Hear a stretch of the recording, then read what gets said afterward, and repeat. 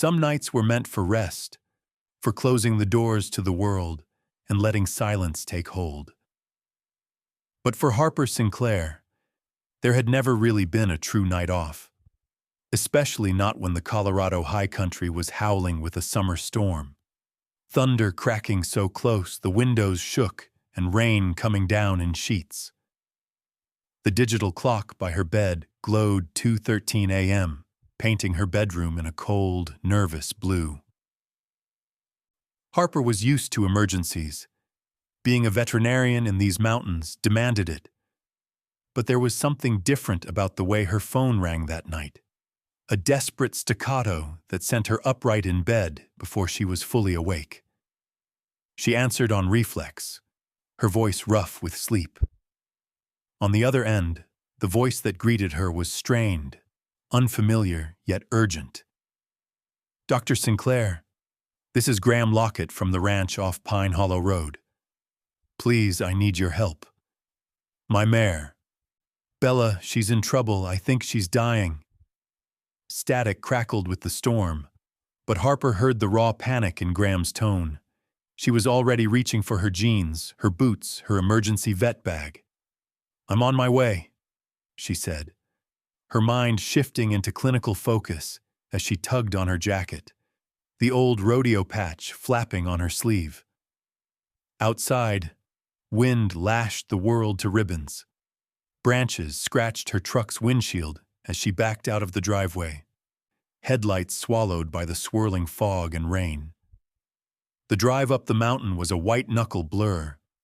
Debris littered the roads, fallen pine branches, rocks dislodged by the rain, water pooling in every dip. Her old Ford bucked and slid around corners, tires barely gripping the slick mud. At one point, a streak of lightning lit up the road ahead, revealing a downed tree across the left lane. Harper swerved, heart hammering, the truck's tail swinging dangerously close to the edge of the steep drop-off. But there was no turning back. Someone needed her. Every bend brought the storm closer. Flashes of lightning illuminated the world in stark blue-white, casting twisted shadows of the pines. Harper's hands gripped the wheel until her knuckles whitened. She kept replaying Graham's voice in her head. There was fear there, not just for the horse, but something deeper. A note Harper couldn't name. The Lockett Ranch was tucked at the end of a gravel drive, nearly invisible in the storm. As Harper pulled up, the scene before her was chaos. Lights blazing in the barn, wind tearing at the doors, two ranch hands running back and forth shouting orders no one could hear over the storm's roar. Harper slammed the truck door and ran for the barn, boots sinking into the sodden earth, rain drenching her in seconds. For a split second, a memory surfaced. Her younger days in the rodeo, the adrenaline of the arena, the courage it took to face a challenge head-on. She drew on that courage now. Inside the barn, the air was thick with the smell of hay, sweat, and fear. Bella, a beautiful silver mare, was down in her stall, sides heaving, eyes rolling wild with pain and panic. The animal's coat glistened with sweat and rainwater. Graham stood over her, ashen-faced, soaked to the bone, hands uselessly wringing his battered hat. Harper knelt by Bella, ignoring the cacophony around her. Her mind went into overdrive.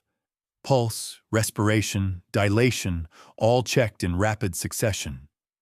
The problem was obvious. The mare was deep in labor, but something was wrong. The contractions were coming hard and fast, but no foal appeared. Bella's distress bordered on terror. "She started a couple hours ago," Graham shouted over the noise, voice cracking. "I don't know what to do. She's never been this bad." Harper blocked out everything else. She called for warm water, towels, her gloved hands moving with practiced certainty. But the more she checked, the more puzzling the situation became. There was resistance, a strange orientation inside, as if whatever Bella carried was not a normal foal at all. Her experience told her this was dangerous territory, both for the mare and whatever life struggled within. Time slowed. The storm pounded, thunder shaking the barn, wind rattling the doors. The staff's panic hovered at the edge of her concentration. Through it all, Harper spoke quietly to Bella, her voice steady, reassuring. She refused to let her own nerves show. In her mind, she calculated every option, every possible outcome, every memory from a lifetime working with animals, those saved and those lost. When she looked up, Graham was still there, but his eyes darted to the shadows as if expecting someone, or something, to burst in at any moment. Harper caught the flicker of guilt in his expression, something unspoken pressing between them. She shoved the thought aside, focusing instead on Bella's desperate gasps, the way the mare's hooves scraped uselessly at the straw. "Hold on, girl," Harper murmured, fighting both the storm and the strange uncertainty growing in her chest. "You're not alone tonight." With another bolt of lightning, the barn seemed to shake to its foundations. But Harper didn't flinch. She was in the arena now, and there was no room for fear, not for her, not for Bella, and not for whatever lay waiting on the other side of this storm. The wild rush of the storm seemed only to grow fiercer as Harper Sinclair plunged into her work. The barn was alive with chaos, wind shrieking through the cracks, thunder pounding overhead, while the ranch hands moved about in a frightened haze, unsure how to help but desperate to be useful. Somewhere in the background, the radio crackled with weather updates, but the words blurred into meaningless static. Harper's world had shrunk to the confines of the stall, to the heaving, sweat-slicked form of Bella and the silent, heavy presence of Graham Lockett. The mare's agony was clear, each contraction leaving her weaker. Harper's mind raced as she tried to gently reposition the foal inside. Years of handling difficult births gave her hands the confidence her heart was struggling to muster. Sweat trickled down her back despite the cold air. This was no ordinary delivery. The foal was positioned awkwardly, presenting a challenge even for a seasoned vet like Harper. She called for more towels, more warm water, anything to keep her hands and the mare clean, anything to keep hope alive. Through the storm's howl, Harper caught glimpses of the ranch staff's mounting panic. One young hand, cheeks pale as milk, hovered in the shadows clutching a lantern. Another whispered prayers under his breath, his lips moving silently.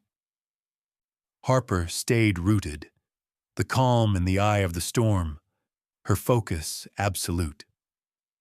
Minutes stretched out, each one measured by Bella's labored breaths. Harper's fingers found what she was looking for, a limb twisted just enough to block the foal's path into the world. Carefully, she coaxed it free, feeling the muscles in her arms burn as she worked against both time and nature. The tension in the barn was almost physical, like a coiled rope ready to snap. In the corner, Graham Lockett watched with a kind of haunted desperation. His reputation as a reclusive rancher had always preceded him, but now, stripped of stoicism and pride, he looked utterly lost. His hands shook as he reached for a bale of hay, then let them drop uselessly to his sides. Harper noticed the dark circles under his eyes, the gray at his temples, and for a brief moment wondered what history he was trying to hide behind that hard exterior. It was then, as the wind howled and lightning flickered through the slats, that Graham finally spoke, his voice almost lost in the din. "This wasn't supposed to happen. I never bred her, not once. I don't understand how she could be pregnant." The words were sharp, heavy with disbelief and something darker, fear, maybe, or shame. But Harper didn't have time to dig for secrets. Not now. Bella's life, and the life within her, were all that mattered. She worked with urgency, coaxing, encouraging, refusing to let the panic of others seep into her own heart. Every second mattered. A sudden, violent contraction ripped a pained whinny from Bella. Harper steadied the mare, whispering calming words and reaching deeper. The foal was close now. She could feel it. The faint flutter of life against her palm, the slippery warmth of new beginnings. But as she guided it into the world, something felt off. The limb she'd freed was strange. The shape, the texture, different from what she expected. But in the charged air and adrenaline haze, Harper pushed the thought aside. Outside, the storm lashed the barn with new fury, rain slamming the tin roof, the scent of ozone mixed with the earthy tang of wet hay and the metallic tang of blood. Harper's world narrowed to the critical moment. One last push, Bella convulsed, and the foal finally slid free into Harper's waiting hands. The barn seemed to hold its breath. Harper quickly cleared the newborn's airway and checked its vital signs, barely noticing the gasps and wide-eyed stares of the ranch staff. The foal was breathing, alive, but something about it struck Harper as extraordinary even in the first moments. She wrapped it in a towel, her hands trembling now that the worst was over. Harper glanced up, catching Graham's eyes. In that shared look, 1,000 unspoken questions passed between them. He stepped forward, his boots heavy on the wooden floor, stopping just short of reaching for the foal. "How is she?" he asked quietly, but his gaze darted to the newborn, searching for answers Harper didn't yet have. The mare, spent and exhausted, nuzzled the strange foal with a mother's instinctive love. The barn lights flickered, thunder rumbled, but for one fragile instant, there was only the quiet miracle of life. Harper let out a shaky breath, wiping her brow with the back of her hand. She didn't yet understand what had just happened, or why the birth had been so difficult. But she knew this was only the beginning. Something about this night, about Bella's impossible pregnancy, about the storm, about the fear in Graham's voice, told Harper that her world was about to change in ways she could not yet imagine. And outside, the storm rolled on, as if guarding the secrets that were just starting to unravel. The silence after the storm's climax was almost as shocking as the noise that had come before. For a few moments, the barn existed in its own suspended reality. Rain still drummed on the roof, but the thunder had rolled farther away, and the wind seemed to hold its breath.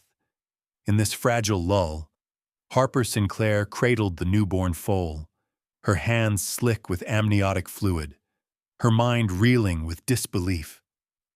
The ranch hands, clustered just beyond the stall, could only stare. They had seen foals born before, sometimes under better circumstances, sometimes worse, but never anything like this.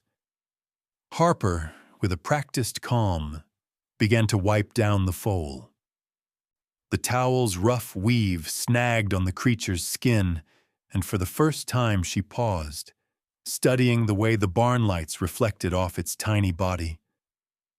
The foal was not silver like Bella, nor the chestnut or black of any stallion Harper had ever seen. Its coat shimmered with an iridescence that caught the light and fractured it into colors she could not name, like an oil slick or the shifting surface of a soap bubble. Even in the dim barn, its body seemed to glow, pale and ethereal. As Harper examined the foal more closely, the strangeness only deepened. Its proportions were not quite right, legs slightly too long, eyes a fraction too large, as if someone had painted a horse from memory, and gotten the details just a little wrong. Yet there was a wild, uncanny beauty to it. The foal blinked up at Harper, its gaze steady, shockingly aware. In that moment, she felt as if it saw her, truly saw her, not just as a human or helper, but as something to be reckoned with. The hair rose on the back of her neck. While Harper worked, Bella let out a soft, exhausted nicker and nosed her newborn, licking its damp neck and muzzle with a mother's fierce gentleness. Harper stepped back to let them bond, heart pounding. Something felt different in the air, an energy that set her nerves jangling. Then, from the tiny chest of the foal, a sound arose, a low, melodic hum, so soft at first that Harper thought it was the wind. But the sound grew, echoing through the barn in a way that was almost musical, almost mournful. It rolled over the humans, pricking skin, making every hair stand on end, yet at the same time, it soothed the animals. The anxious horses in their stalls grew calm. Even Bella, who had been trembling with exhaustion, visibly relaxed, her breathing deepening, her muscles uncoiling.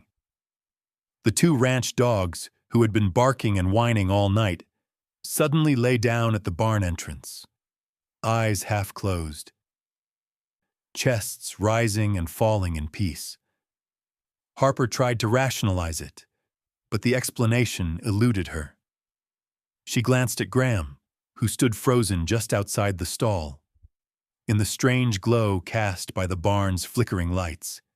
His face looked gaunt, older. He stared at the foal as though he'd seen a ghost. The melody continued, rising and falling like a lullaby, beautiful and haunting in equal measure. The ranch hands shifted uneasily, casting nervous glances at each other. Harper could sense their fear, but she couldn't bring herself to be afraid. Not yet. Instead, she was transfixed, caught between awe and worry.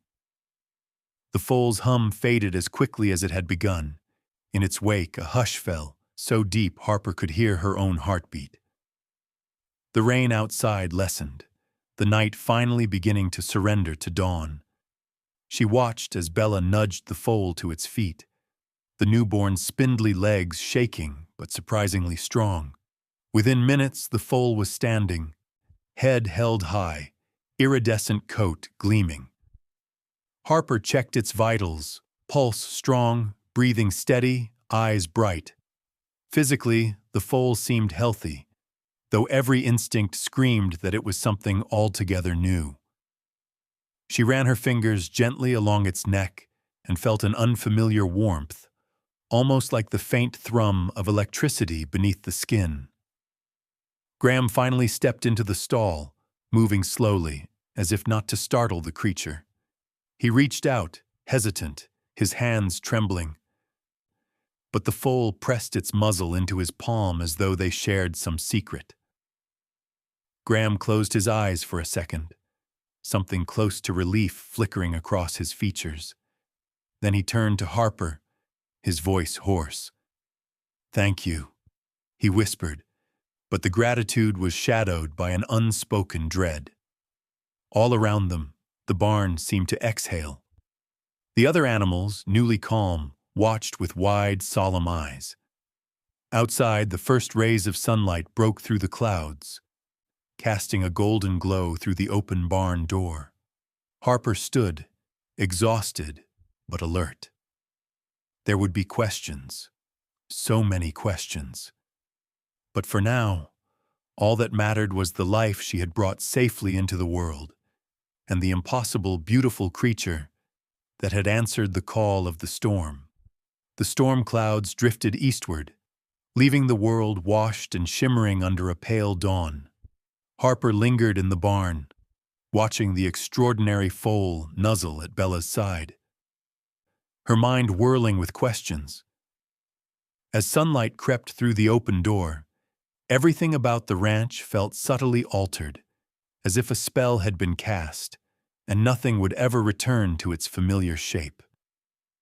The staff had gradually dispersed, most shaken and muttering about omens or curses as they returned to their daily routines. But Harper stayed, compelled by both duty and curiosity. The foal's every move seemed loaded with meaning, the way it flicked its tail, the shimmer of its coat, the intelligent spark in its wide, liquid eyes. Graham Lockett hovered nearby, shoulders tense, gaze darting between Harper and the stall as if expecting her to demand answers. Finally, after the barn had emptied out, Graham spoke, his words breaking the fragile silence. His story was halting, each sentence heavy with the burden of old secrets. He told Harper about his late aunt, Dr. Minerva Lockett, a name familiar in passing from local legend. Once a respected scientist, later shunned and whispered about for her unconventional ideas. It turned out that Minerva had retreated to the ranch years ago, obsessed with research no university would support, determined to push the boundaries of genetic science with livestock as her test subjects. Graham described how Minerva's presence had haunted the ranch, her late-night experiments, her journals full of wild theories about enhancing animal intelligence and resilience. He'd always dismissed it as eccentricity, the lonely ramblings of a brilliant but troubled mind. Now, standing before this iridescent foal, those dismissed stories returned with a jolt of fear. The mysterious pregnancy, Bella's suffering, the impossible features of the newborn. Suddenly, they all pointed back to Minerva's secret work. Harper listened, torn between outrage and empathy. She understood the temptation to pursue knowledge, to want to help animals in ways no one else dared.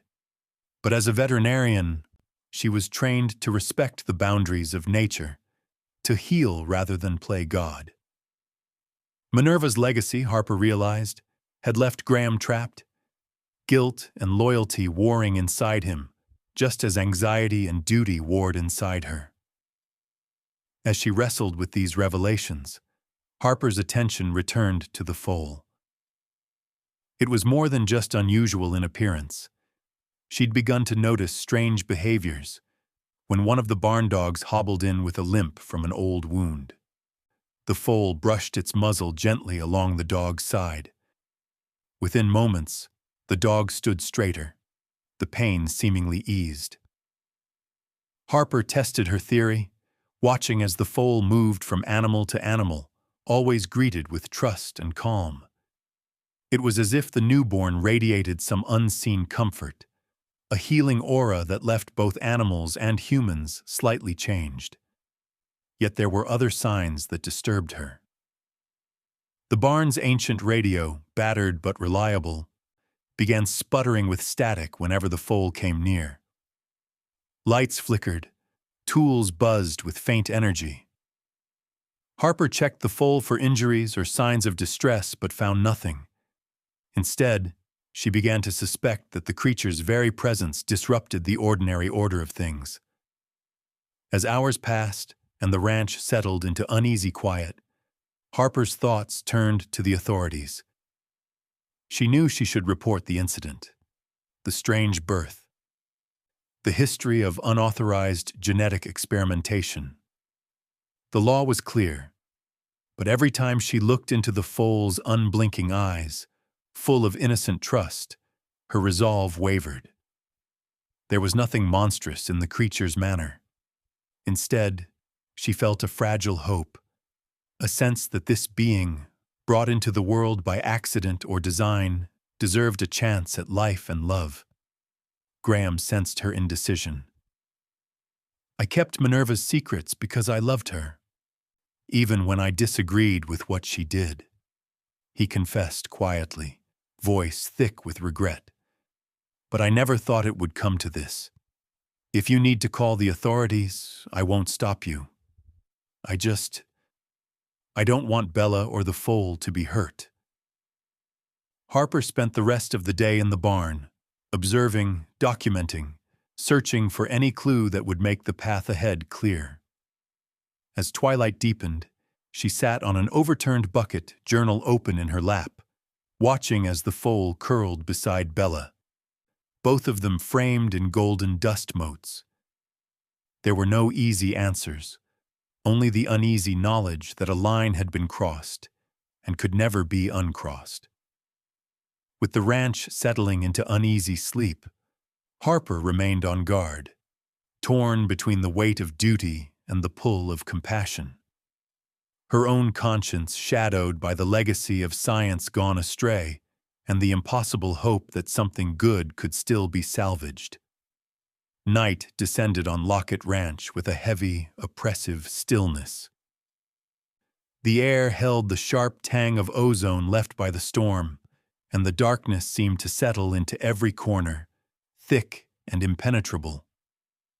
Harper was still in the barn, restlessly checking on Bella and the strange foal, her mind spinning through possibilities, worries, and plans she dared not say aloud. The rest of the ranch had gone quiet. Even the animals, normally restless after such a storm, lay calm and docile near the new arrival, as if held in some secret spell. But Harper's unease deepened as the hours ticked by. Out beyond the edge of the property, the headlights of approaching vehicles suddenly sliced through the darkness, beams cutting a path down the gravel lane. Harper's heart jolted. There had been no warning, no call, no familiar rumble of ranch trucks. These were outsiders.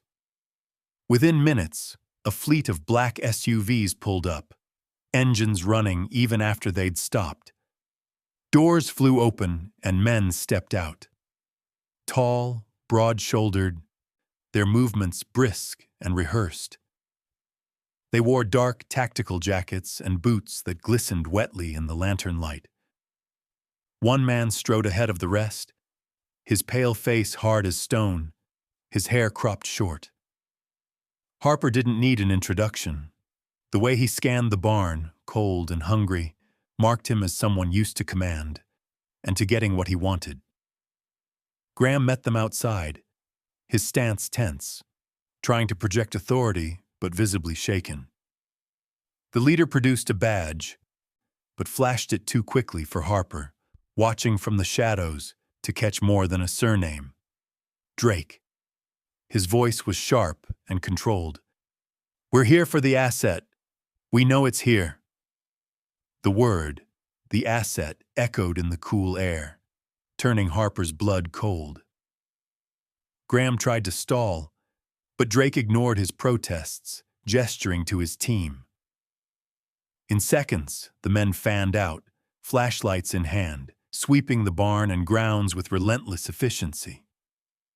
Harper ducked out of sight, heart pounding, pulling her phone to call for help, only to discover a sudden, total absence of signal. She glanced at the foal, who seemed to sense the danger, its eyes wide and luminous, pressing itself closer to Bella. It was then Harper realized the foal's presence was more than just odd or unsettling. It was protective. As Drake's men approached, the foal began to hum again, that same otherworldly melody it had sung after its birth. The sound was fuller now, almost vibrating in the beams of the flashlights. The air seemed to thicken, the horses growing drowsy and docile, the ranch dogs refusing to bark, simply lying down as if overtaken by sudden exhaustion. Drake's team hesitated, confusion flickering across their faces. One staggered and leaned against a stall, blinking as if he'd just woken from a dream. Another fumbled his radio, eyes growing unfocused. Drake himself looked momentarily unnerved, but his determination snapped back with an angry glare. "Get the mare and the asset, now!" Graham, caught between the intruders and his animals, looked desperately toward Harper. In that split second, the years of rodeo training and crisis response that Harper had buried under her calm surface surged up.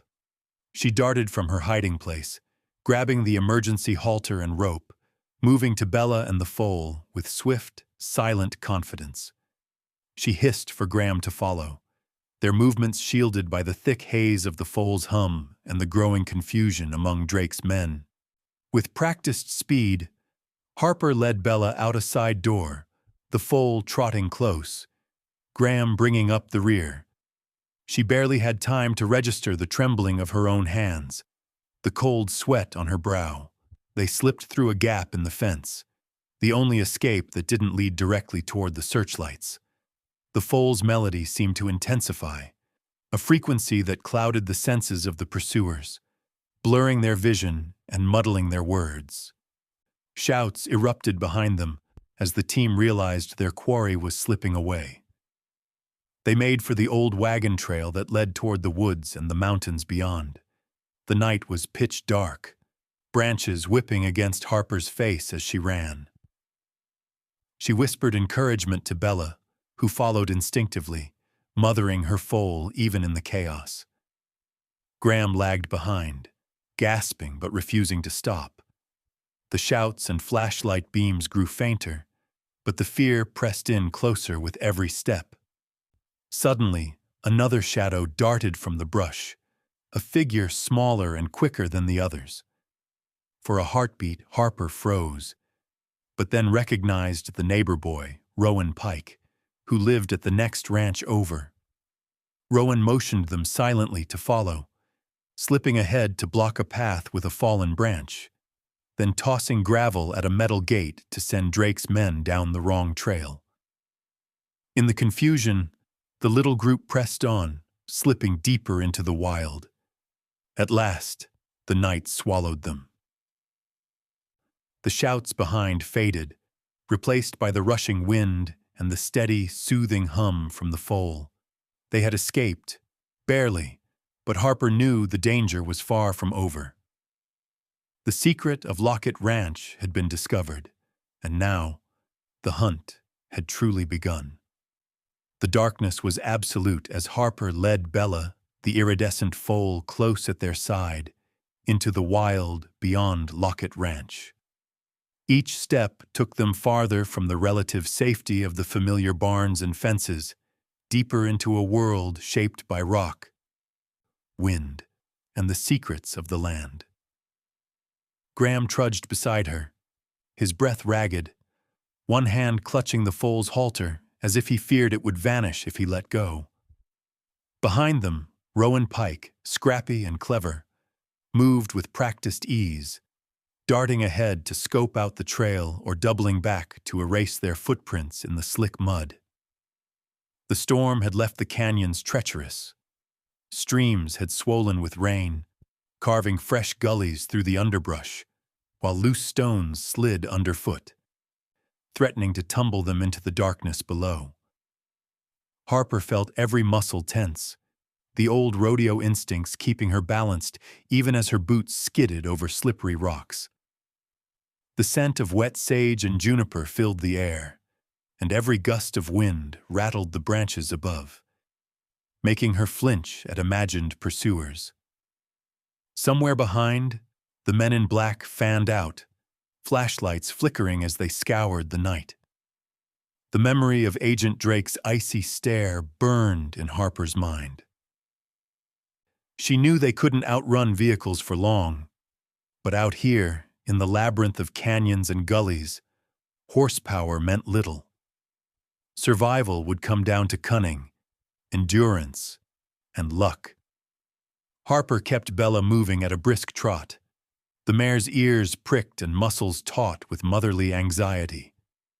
The foal, for all its oddness, moved with a surety that surprised her, picking its way over fallen logs and through tangled brush as if it had known these canyons all its life. Sometimes, when Harper's energy flagged, she'd feel a gentle nudge at her side, a quiet encouragement, as if the foal itself was urging her to keep going. Rowan proved himself an invaluable ally. At one bend in the trail, he doubled back and led the group through a shallow creek, masking their scent and tracks. At another, He paused to rig a fallen branch into the shape of a blockade, leaving behind a misleading trail of footprints veering away from the real path. Each diversion bought them precious time. In the distance, the echo of angry shouts and barking radios occasionally drifted through the canyon, but the pursuers seemed to be chasing ghosts. Graham, though less agile, never complained. He stayed near the foal, murmuring reassurance under his breath, eyes constantly scanning for danger. In the brief pauses between bursts of movement, Harper noticed the toll the ordeal was taking on him. Sweat slicked his brow, and he limped from an old injury. But he pressed on, driven by something deeper than fear. Their escape became a battle of attrition. Hours slipped by in a blur of movement and hiding. The night pressed in, heavy with the promise of rain, and the moon occasionally broke through the clouds, illuminating the narrow canyon walls with a ghostly light. Harper found herself clinging to small victories, a creek crossed, a ledge navigated, a distant shout that faded away instead of drawing closer. At one point, the group found themselves trapped at the edge of a deep ravine, water raging below from the storm's runoff. Harper's heart sank. There was no easy way across, and the sound of boots crunching on gravel behind them meant time was running out. It was Rowan who spotted an old, toppled cottonwood tree bridging the gap, a natural, if treacherous, escape route. Without hesitation, he scrambled across, then coaxed Bella onto the narrow trunk. Harper followed, coaxing the mare with gentle words and steady hands, her nerves electric as the tree swayed under their combined weight. The foal, light and agile, crossed last, pausing midway to glance down at the torrent below before bounding safely to the other side. Once across, they lost themselves in a thicket of chokecherry and wild rose, hearts pounding, breaths ragged. Harper sank to her knees for a moment, exhaustion threatening to overwhelm her, but the foal pressed close, its body radiating a subtle, calming energy. Harper realized she was trembling, not just from fear, but from the relentless pressure to keep moving, to stay invisible, to protect this fragile, inexplicable life. As dawn began to bleed into the sky, the group paused on a rocky outcrop, surveying the tangled canyons behind them. The men in black were nowhere to be seen. For now, they were safe. Harper watched the foal nuzzle its mother, both shimmering in the early light, and felt a surge of fierce protectiveness. She didn't know how long they could evade their pursuers, or what would happen if they were caught. But she did know one thing.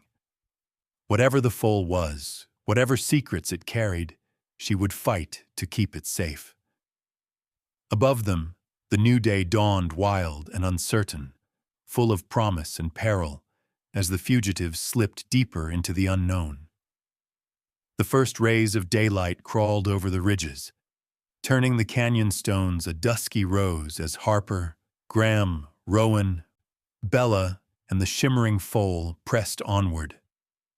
The wild landscape unfurled around them, dense forests clinging to the slopes, ravines choked with tangled brush, the air still charged with the storm's lingering electricity. Every muscle in Harper's body ached, but adrenaline and responsibility pushed her forward. They traveled in wary silence, the only sounds the muffled thud of hooves on loam, the occasional snap of twigs beneath Rowan's boots, and the distant, diminishing echo of searchers shouting across the valleys. The group had not truly rested since their frantic flight from the ranch, but exhaustion was now bone-deep and absolute. Harper scanned the horizon, searching for anything that might offer shelter, safety, just a place to breathe. Mid-morning, Rowan stopped at a hidden deer path that curved off the main trail, half lost beneath a tumble of ferns and old windfall. "Up there," he whispered, voice barely a breath.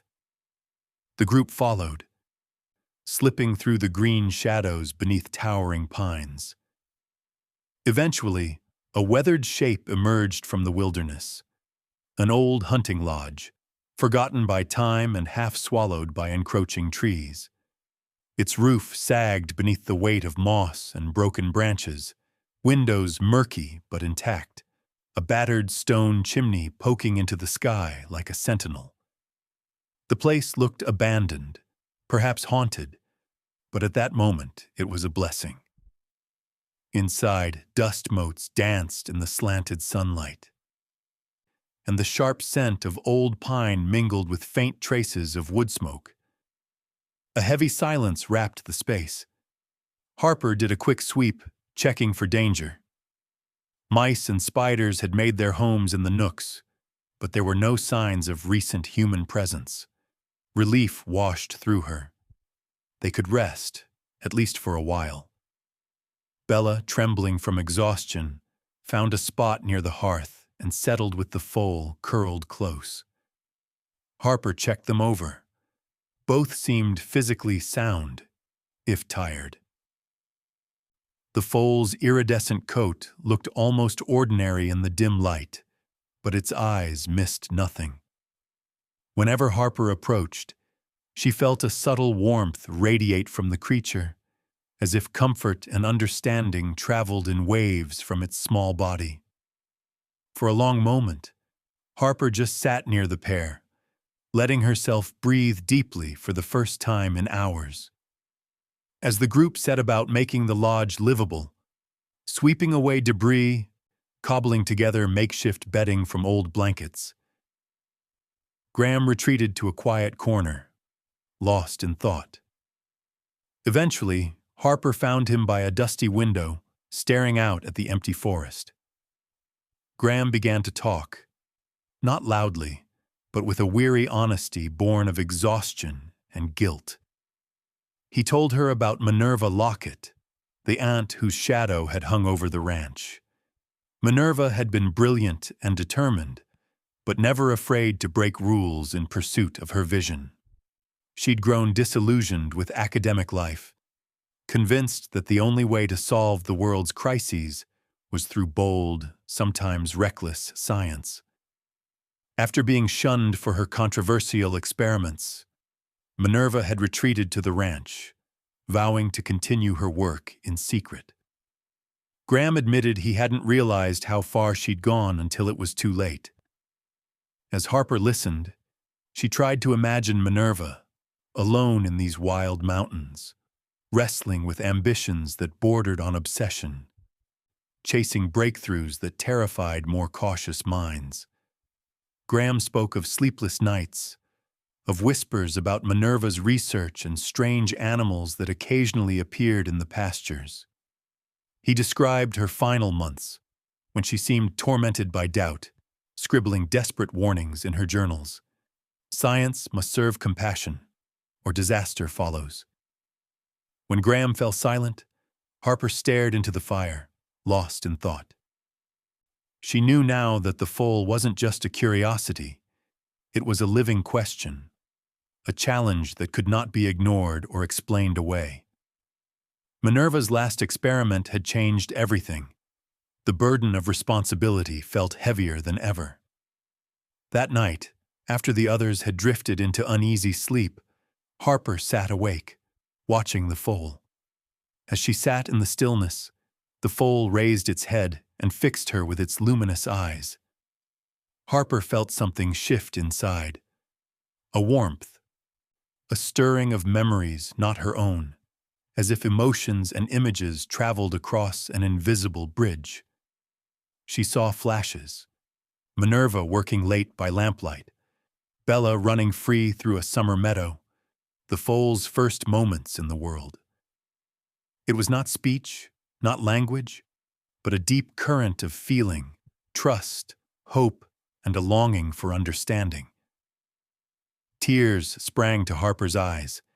In that moment, she recognized not just a genetic mystery, but a connection, an invitation to care, to protect, and perhaps to forgive. As dawn threatened the horizon, Harper finally allowed herself to rest, wrapped in the lodge's fragile safety. The future was uncertain, their sanctuary temporary, and dangers still lurked beyond the trees. But for now, within these battered walls, something gentle and extraordinary was taking root. By midday, the group's sanctuary in the old lodge felt more fragile than ever. The lodge offered rest, but not permanence. Food was running low, and Harper knew Bella and the foal would soon need more care than a dusty mountain shelter could provide. Every hour, Harper listened for distant engines or strange footsteps in the woods, feeling the threat pressing closer. Even Rowan, usually cheerful, moved with subdued caution, ready to hide at the smallest sound. It was Harper who made the decision. She knew her rural veterinary clinic, several miles down the valley, was well-stocked and rarely visited except in emergencies. It would be risky to move, but staying put would eventually prove more dangerous. With a plan agreed upon in whispers, the group waited until twilight, then slipped from the old lodge, following deer trails and creek beds back toward the road. The journey was tense, every crack of twig in the underbrush making hearts leap. Even the foal, usually bold, stayed close to Bella's side. The soft glow of its coat dimmed beneath the twilight shadows. At last, as darkness fell and the air grew cool, Harper guided them to the back entrance of her clinic, a small building half hidden by cottonwoods and sage. The familiar scent of disinfectant and hay was a small comfort. Inside, Harper moved quickly. She cleaned wounds, checked Bella's vital signs, and mixed feed for both mare and foal. Graham helped where he could, his hands unsteady but determined, while Rowan stood watch at the window, eyes scanning the gravel drive for headlights. The foal seemed to sense the tension, pressing close to Harper whenever she knelt, its large eyes full of unspoken questions. But the respite was brief. The night had barely deepened before Harper's warning system, a crude motion sensor strung by the door, clicked softly. Rowan ducked down, signaling with a silent wave. Outside, engines rumbled, then cut. Headlights swept across the field, blinding and sharp. The same black SUVs from the ranch, more of them this time, fanned out around the clinic.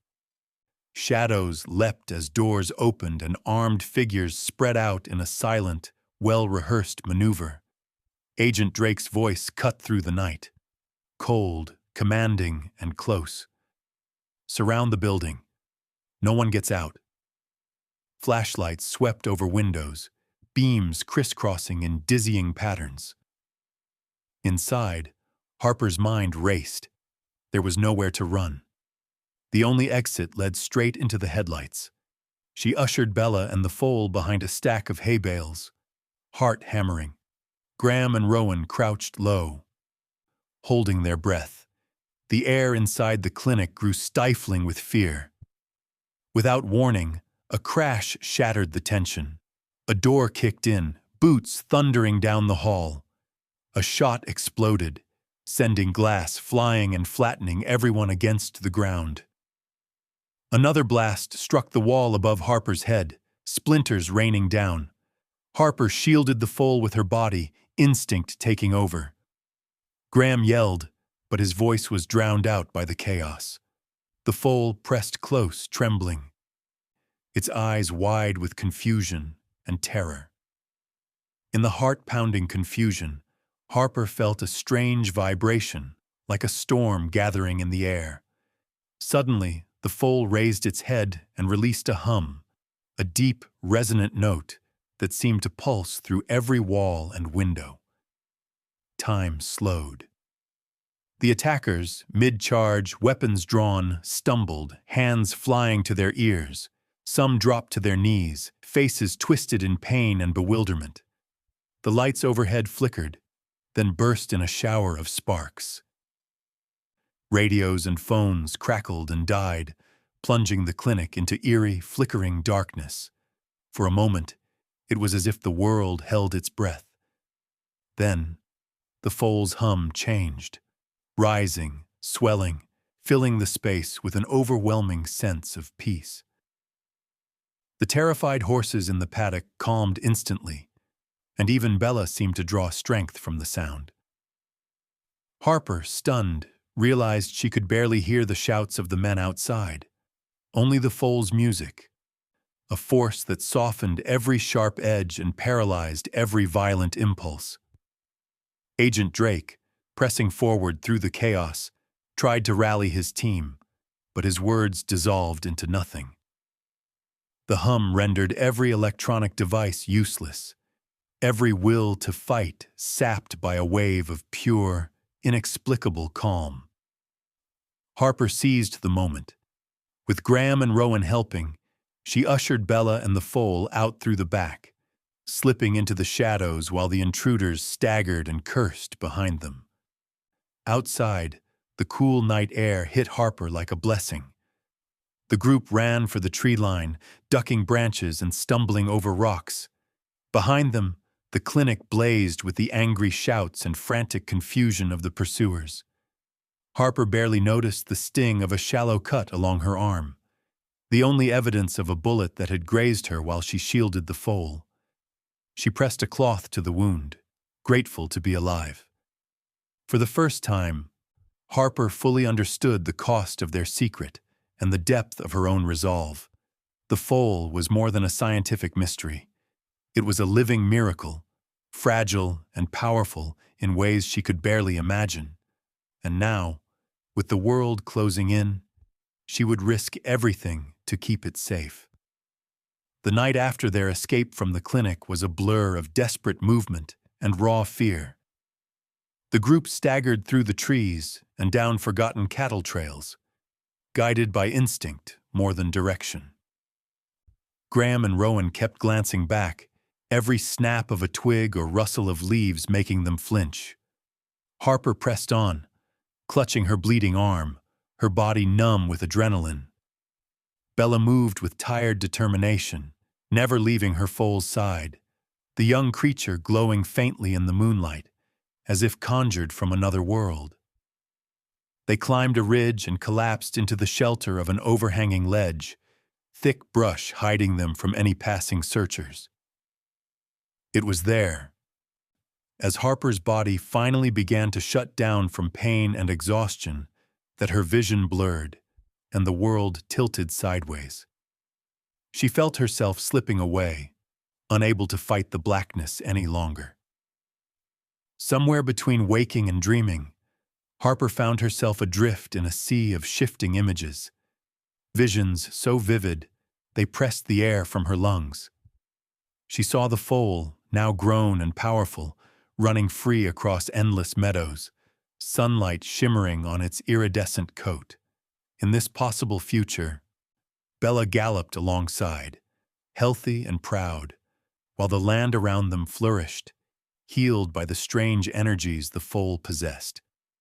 In this vision, Harper felt a peace so deep she wanted to cry. But the scene changed. Now the foal was older, caged and terrified, prodded by faceless figures in white coats. Machinery hummed, cold and merciless, and the creature's once bright eyes dulled. Harper felt its pain as her own, loneliness, betrayal, a longing for the open sky. She saw herself on the outside of a tall fence, reaching through the bars but unable to help. The feeling of helplessness burned in her chest. Next, another future spun before her. The world was fractured, full of smoke and confusion. Men like Drake moved through the chaos, the foal's powers weaponized and out of control. Animals and people alike suffered, the land sickened by greed and fear. Harper's vision blurred with sorrow and rage. She tried to shout, but her voice was lost in the storm. Then, she saw a gentler path, a hidden valley bathed in golden light, safe from prying eyes. The foal grazed beside Bella, surrounded by birdsong and wildflowers, its hum rising on the wind to heal wounds and comfort the lost. Harper saw herself there, older, smiling softly as she watched the two horses run. Graham and Rowan stood nearby, their faces lined but content. In this vision, the mistakes of the past were forgiven, the gifts of the present cherished. And hope grew like a bright flower in the wild. The images swirled and faded, replaced by darkness. Harper heard the echo of Minerva's warning. Science must serve compassion, or disaster follows. In her dream, she turned and saw Minerva herself, standing on the edge of the valley, face shadowed by regret and wisdom. "You have a choice," Minerva whispered, voice as soft as the breeze, "and the world will follow where you lead." Harper woke slowly, pain searing up her wounded arm. Her cheek pressed against the cool stone beneath the ledge. It was dawn. The sky above burned with streaks of pink and orange. Bella nickered softly nearby, and the foal stood close, nudging her gently with its warm nose. Graham crouched by her side, relief washing across his tired features. Rowan slept, curled like a puppy against Bella's flank. Harper's head throbbed with the memory of those visions, the weight of choice heavy on her chest.